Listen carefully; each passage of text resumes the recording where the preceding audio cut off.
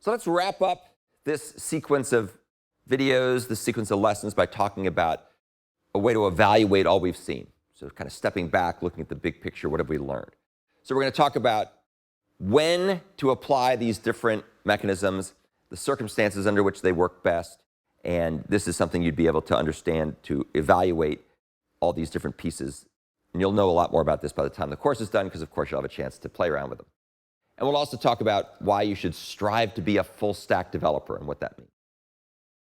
So Java's concurrency and parallelism mechanisms obviously work at multiple layers in the software and hardware stack.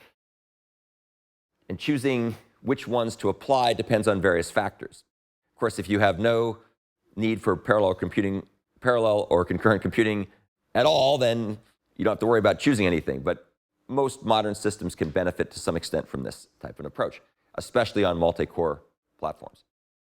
So if you're trying to build lower-level stuff, if you're trying to build performance-sensitive apps where you might need to be able to respond quickly or scalably or in low latency, whatever, or in consistent responses, then you probably want to go with the shared object mechanisms. These are the synchronizers that came with Java 5.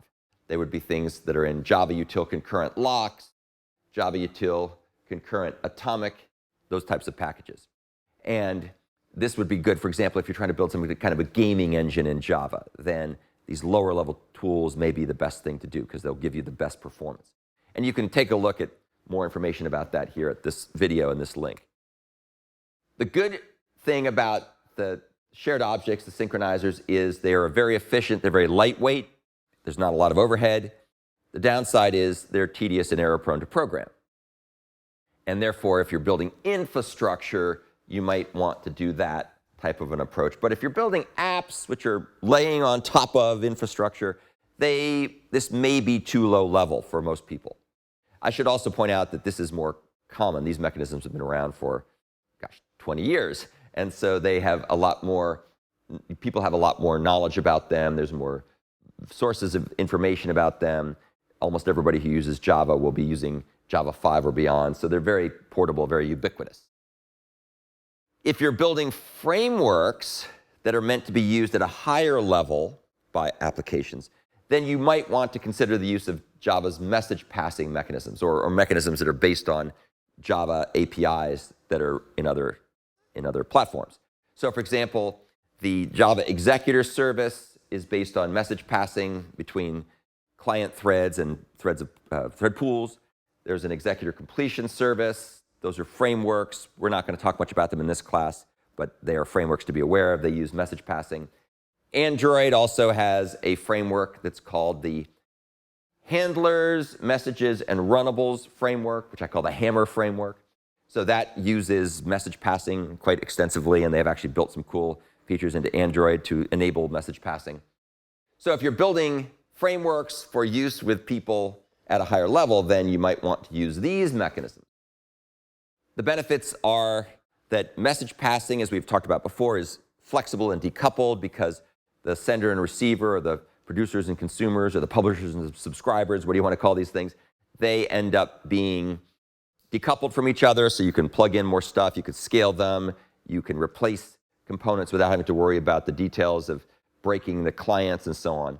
The downside is that there's higher time and space overhead due to higher context switching, synchronization, and data movement overhead, because you're moving stuff between threads, which can be a problem. Now, if what you're doing is a computation that takes a long time to run, big deal. It doesn't matter that it's taking a little bit longer to do these moving and synchronizing tasks, the plumbing tasks, because your computations are running for a long time, so you get a win there.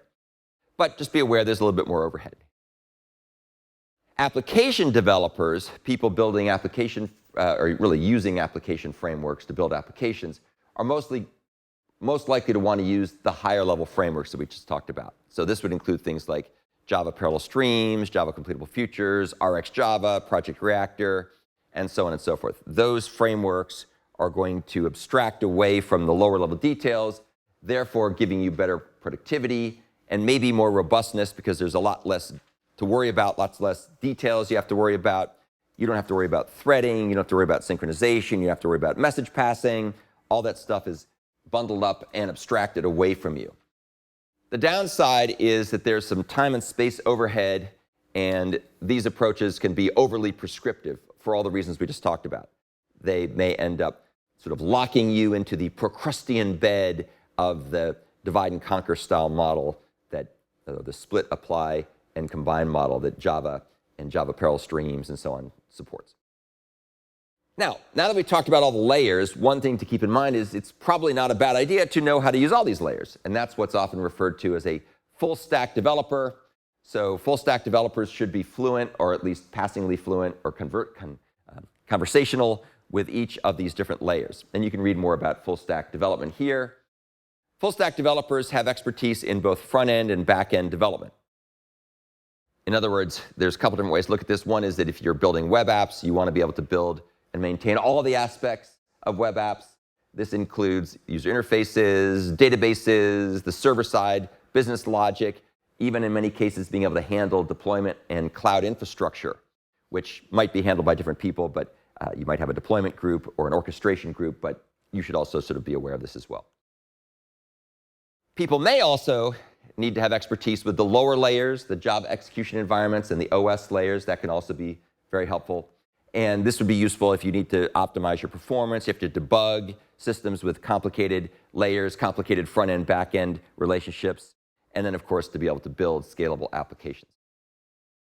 Regardless of which mechanisms you select, be prepared to master the inherent and accidental complexities of concurrent and parallel programming. And there's this great quote here that says, "Whoever said the definition of insanity is doing the same thing over and over again, but expecting different results, wasn't debugging concurrency issues." So the next time somebody says to you, insanity is doing the same thing over and over again and expecting different results, you tell them, but you weren't debugging concurrent or parallel programs, because that's one case where you will likely get different results even if you do the same thing over and over again. Okay, so that's the end of that overview.